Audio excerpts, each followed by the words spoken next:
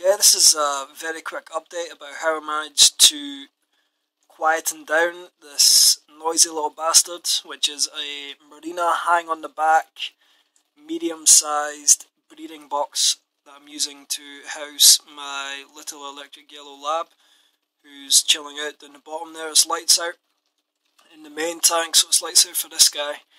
Don't want to keep him up past his bedtime. So basically, I bought this thing on Monday as an alternative to an internal breeding box that would sit in my main tank, because I find those difficult to use. They don't have a constant supply or constant flow of clean water through them.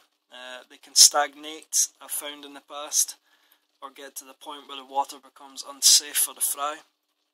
And this thing, it's a great idea, love it, and I hope to use it for fry in the future as well, but it's noisy, it's too noisy. This tank sits in my spare bedroom. I have to close this door at night, I have to close my own bedroom door at night, just so the missus and I can get some sleep. So very quickly, I've done a bit of a modification to this, and I've actually turned it into a bit of a miniature filter. But basically, if you can see at the top of the blue foam there's a bit of plastic. Now that bit of plastic has a hole in it, about 1/2 centimetre in diameter, and that's where the water pumped from the tank enters into the breeding box. Now, it's bubbles that come out of this thing, so it makes a hell of a noise anyway, but as the bubbles are forced under the water and then pop back up, when they break the surface, they make an absolute racket as well. So I took a piece of airline tubing, but it was too thin and it wouldn't fit properly into the 1/2 centimetre diameter hole cut in this bit of plastic. So I took another piece of airline tubing and I got some scissors and I cut the airline tubing down the middle, and I made almost a jacket for the other piece that I'd made.